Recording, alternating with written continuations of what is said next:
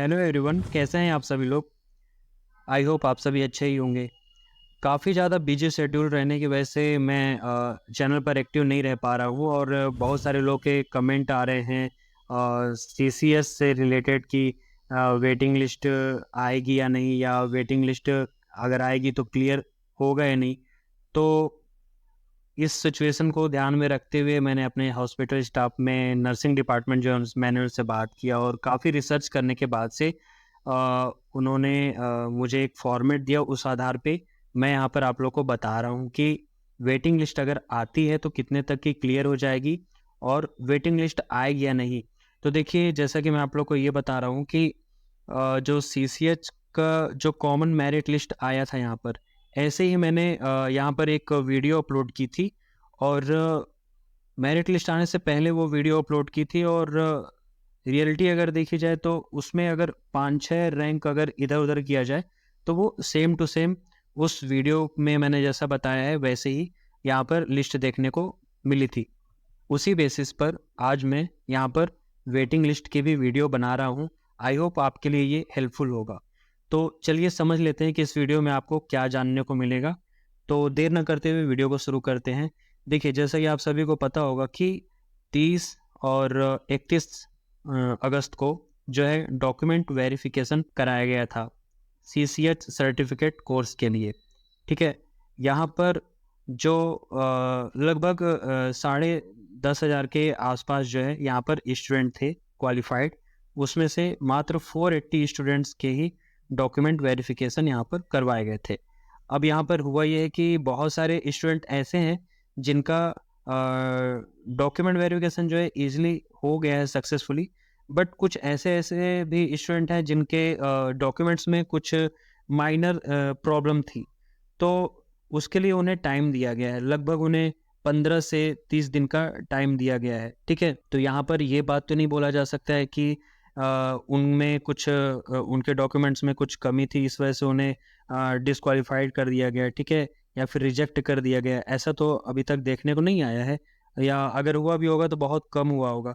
लेकिन क्या है कि मैक्सिमम लोगों को यहाँ पर टाइम दे दिया गया है। जैसे कि आप लोग को मैं बता दूँ कि अगर वेटिंग लिस्ट आती भी है तो जो 8 सेंटर दिए हुए हैं, तो 8 सेंटर में जब डॉक्यूमेंट वेरिफिकेशन यहाँ पे कर दिया गया था, तो उसके बाद ये जो 8वाँ सेंटर है, इसमें 2 सितंबर जो है यहाँ पर उन सभी स्टूडेंट्स को यहाँ पर रिपोर्ट करना था और यहाँ पर आना था और अपने प्रेजेंस को शो करना था। ठीक है? तो इस दौरान इस जो 8 सेंटर ये जो दे रखे हैं, इसमें कितने स्टूडेंट्स जॉइन किए थे और कितने ने नहीं किए, तो इसकी जो लिस्ट है वो हॉस्पिटल के नर्सिंग स्टाफ ने मुझे बना करके दे दिया है। तो मैं आप लोग के सामने उसको रखूँगा और यहाँ पर देखेंगे और आप भी समझेंगे कि क्या वेटिंग लिस्ट आएगी, अगर आएगी भी तो कितने तक क्लियर हो जाएगी। ठीक है? तो इस चीज़ को डिटेल में यहाँ पर समझेंगे। तो चलिए वीडियो को शुरू करते हैं और समझते हैं। पहले तो हम ये जानेंगे कि ये जो 8 सेंटर हैं, जैसे कि ग्वालियर था, दतिया था, भोपाल है। तो इस तरह से जो 8 सेंटर हैं, इन 8 सेंटर्स में कितने लोगों ने जॉइन किया है और कितनी सीटें वैकेंट हैं। तो इस आधार पे पहले हम ये जानेंगे कि कितनी सीट अभी बची हुई हैं और उस आधार पे जानेंगे कि कितनी वेटिंग आ सकती है। तो चलिए देर न करते हुए इस 8 सेंटर को समझते हैं कि इसमें कितने सीट्स अभी वैकेंट हैं। तो जैसा कि आप लोग को पता होगा कि जो 8 सेंटर थे, वो कुछ इस तरह से थे, जैसे कि मान लेते हैं पहले दतिया, दूसरा रायसेन, तीसरा भोपाल, चौथा उज्जैन, 5वां रायगढ़, 6वां है मंदसौर, 7वां है ग्वालियर, 8वां है विदिशा। तो जैसे कि ये एक अनुमान तो नहीं है, एग्ज़ैक्टली पता ही किया गया है, बट हो सकता है कि 1-2 सीट ऊपर-नीचे हो जाए। तो उस बेसिस पे दतिया में जो खाली सीट हैं, वो है, मतलब कि जो जितने जॉइन कर लिए हैं, जिनके रजिस्टर में नाम वहाँ पर एंट्री कर लिया गया, उसके बाद जो सीट्स बच रही हैं, वो पता लगाने पे पता चला है, तो वही मैं आप लोग को यहाँ पे शेयर कर रहा हूँ। तो जैसे दतिया में जो है वैकेंट सीट जो है वो है 23।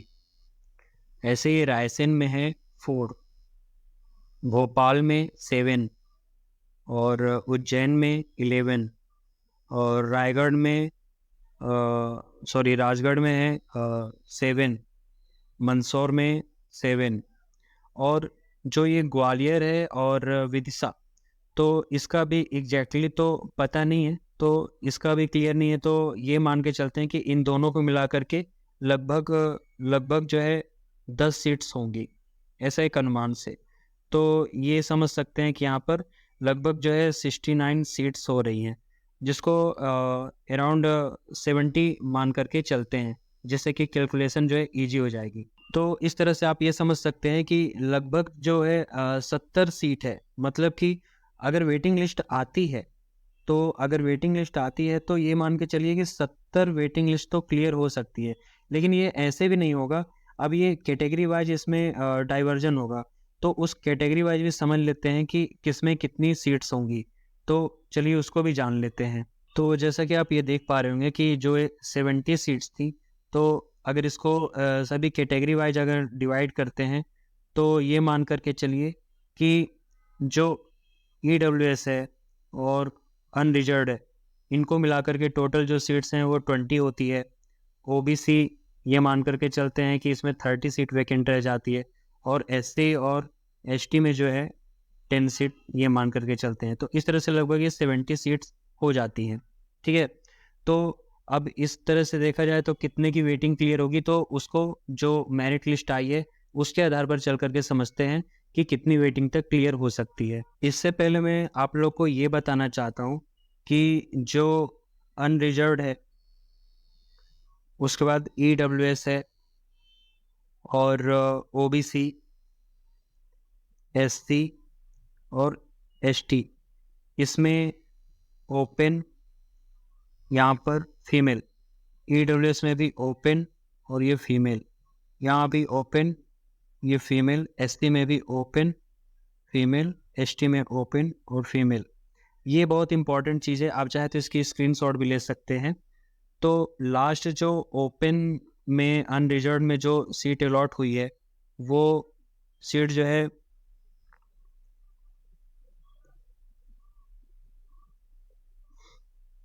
यहाँ पर 68.91 मार्क्स पर हुई है, और फीमेल 67.69 पर। ऐसे ही EWS जो है वह है 62.19 पर, और फीमेल जो है 58.37 पर। ऐसे ही OBC की अगर बात करें तो ओपन में 64.48 मार्क्स, और फीमेल की बात करें तो यहाँ पर 63.37, और SC में ओपन जो है यहाँ पर 61.31, और फीमेल जो है यहाँ पर 59.99, और ST में ओपन जो है 56.73, और फीमेल जो है 55.59। यहाँ पर रैंक भी जानना ज़रूरी है, तो चलिए रैंक भी जान लेते हैं। तो 68.91 जो ओपन में अलॉट हुआ है, वो 86th रैंक पर ही अलॉट हुआ है, यहाँ से फिर आगे नहीं हुआ है ओपन में। और ऐसे ही फीमेल की अगर बात करें तो ये है 157, EWS ओपन में 553, और फीमेल में 1140। ऐसे ही OBC के ओपन में 278 तक है, और फीमेल में 377। ऐसे ही SC में 61.31 मार्क्स पर 616 रैंक, और फीमेल में है 829। ऐसे ही ST के ओपन में जो रैंक है वो है 1461, और फीमेल जो है 1855। इसका आप स्क्रीन शॉट ले सकते हैं, और ये जो है यहाँ से बहुत ही इम्पोर्टेंट रोल होगा कि अगर वेटिंग लिस्ट आती है, देखिए यहाँ पर आपको ये समझना है कि ये जो 70 आपको यहाँ पर दिख रही है वैकेंट सीट, अगर वेटिंग लिस्ट आती है तो इन 70 सीटों में ही भरी जाएगी, ठीक है। तो इस बेसिस पर ही यहाँ पर भरी जाएगी। तो यहाँ पर ये समझने वाली बात है कि किस तरह से सीट जो है यहाँ पर मिल सकता है। तो इस चीज़ को ही यहाँ पर समझेंगे। तो देखिए, मैं आप लोग को यहाँ पर एक चीज़ क्लियर बताता हूँ कि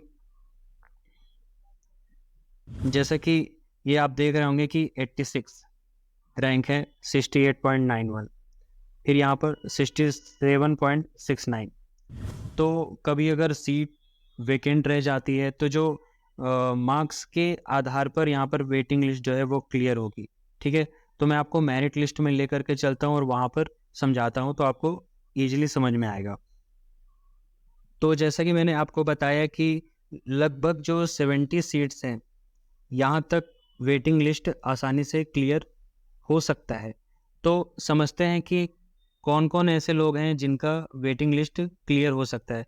तो देखिए, जैसा कि अभी बात की है कि अगर अनरिजर्व्ड में ईडब्ल्यूएस को मिला करके टोटल 20 सीट्स होती हैं। ठीक है, तो पहले जो सीट्स है जो जिनके ज़्यादा मार्क्स होंगे, पहले उनको ही लिया जाएगा। तो जानते हैं कि कितने ऐसे लोग हैं जैसे कि अनरिजर्व्ड, फिर ओबीसी, एससी और एसटी। ठीक है, तो जैसे कि मैंने आपको बताया था कि जो अनरिजर्व्ड है उसमें ओपन में जो मार्क्स है वो 68.91 पर लास्ट अलॉट हुआ था और फीमेल में 67.69 पर अलॉट हुआ था। तो मैं आपको ये बताना चाहता हूँ कि जो अगर आपकी वेटिंग लिस्ट अगर आती है, तो अगर 20 सीट्स जो है ओपन में खाली है, तो 68.91 के नीचे जितने भी 20 तक आएंगे उनको सीट्स मिल जाएगी। अब ज़रूरी नहीं है कि वो जनरल को मिलेगा या ओबीसी को मिलेगा या एससी या एसटी, किसको मिलेगा, जिसके भी अच्छे मार्क्स होंगे उसको मिलेगा। जैसे कि मैं यहाँ पर टिक करके रखा हूँ, मैं आपको बताता हूँ। जैसे कि आपके सामने ये आप देख सकते हैं कि जो लास्ट सीट अलॉट हुई है 68.91 पर, रेखा त्रिपाठी, अनरिजर्व्ड, ईडब्ल्यूएस। ठीक है, लेकिन बात यहाँ पे ये आती है कि वहीं पर 68.91 जो यहाँ भी तो मार्क्स है सेम, जितेंद्र रघुवंशी, इनको क्यों नहीं मिला? वहीं पर सेम मार्क्स है 68.91, ये आप देख सकते हैं। ये तो ये जो है, आप यहाँ पे ये देखिए कि फीमेल, एक तो फीमेल कोटा, ऊपर से ओबीसी, एससी, एसटी ये भी है, ईडब्ल्यूएस भी है। तो ये रिजर्व्ड जो कैटेगरी होती हैं, सेम मार्क्स अगर होता है तो पहले उनको प्रेफरेंस मिलता है। तो मैं आपको वही बताना चाह रहा हूँ कि जिसका भी ज़्यादा मार्क्स होगा सबसे पहले उसको लिया जाएगा और यहाँ पर फीमेल और कैटेगरी को ध्यान में रखा जाएगा। तो जैसा कि यहाँ पर आप देख पा रहे होंगे कि अनरिजर्व्ड ओपन में 68.91। अगर मैं आपको ये बताना चाह रहा हूँ कि जैसे कि 20 सीट्स हैं यहाँ पर ओपन की, तो यहाँ पर किसको अलॉट होगा पहले? तो ये जो जितेंद्र रघुवंशी हैं, पहले इनको मिल जाएगा। तो एक इनको मिल गया, उसके बाद अगर देखा जाए तो दूसरा, ठीक है, यहाँ पर दूसरा, यहाँ पे 3, 4, क्योंकि यहाँ पर ये भले ही अनरिजर्व्ड कैटेगरी में, लेकिन इनके मार्क्स ज़्यादा हैं तो पहले इनकी ही वेटिंग क्लियर होगी। ऐसा नहीं हो सकता कि अगर ओपन में 20 सीट्स अवेलेबल है और ये 68.16 है और कोई कैटेगरी है जैसे कि ओबीसी, एससी या एसटी है और उनके मार्क्स अगर 65 अराउंड है, तो उनको इस जगह पर ले लिया जाए, ये ऐसा नहीं हो सकता। तो जो मेरिट लिस्ट जैसे बनती है, मैं वही आपको प्रोसेस बता रहा हूँ। तो यहाँ तक 4 तो ये हो गया, ठीक है। ये 5, 6, 7, 8, 9, 10, 11, 12, 13, 14, 15, 16, 17, 18, 19, 20, यहाँ तक सीट कंप्लीट हो जाएगी। ठीक है, ये अनरिजर्व्ड मेल। अब अगर इसके बाद बचते हैं 30, जो मैंने आपको बताया कि लगभग 30 अगर ओबीसी की सीट्स खाली होंगी, तो अब ये तो ओबीसी की सीट हुई, इसमें एससी और एसटी कोई नहीं आ सकते, तो इसमें प्योरली जो है ओबीसी ही इसमें आएंगे। अब इसमें भी ओबीसी में ही कंपटीशन है। जैसे कि मैं आपको एक कोई एग्जांपल से बताता हूँ अच्छा, मैं ओबीसी में जाने से पहले आपको लास्ट एक बात ये यहाँ भी क्लियर कर दूँ कि अब जो 20 सीट्स जो अनरिजर्व्ड की बची हुई थी, वो तो अलॉट हो गई यहाँ तक।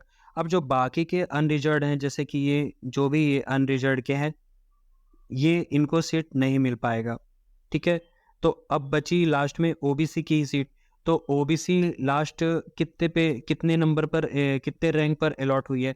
तो जो ओबीसी है, ये अलॉट हुई है जैसा कि आप यहाँ देख पा रहे होंगे 278 ओपन यहाँ तक अलॉट हुई है, ठीक है? तो जो भी ओबीसी में जो मेल थे, मैं ऐसा नहीं बोल रहा हूँ कि ये मेल की सीट थी, लेकिन ओबीसी में यहाँ तक जो है यहाँ अलॉट हो चुकी है यहाँ तक सीट।